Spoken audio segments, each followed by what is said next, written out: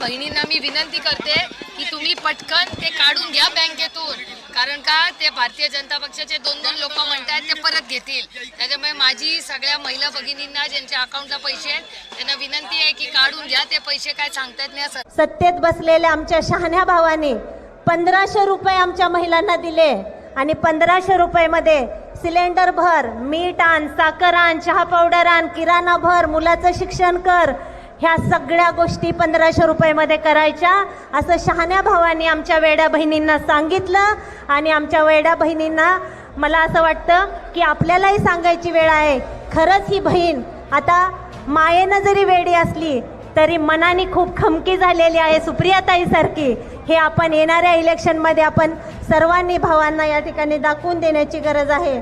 1500 रुपयात काय होतं हे आपल्याला माहिती. आता रिचार्ज सुद्धा 450 रुपयाला झालेला आहे मोबाईलचा. त्यामुळे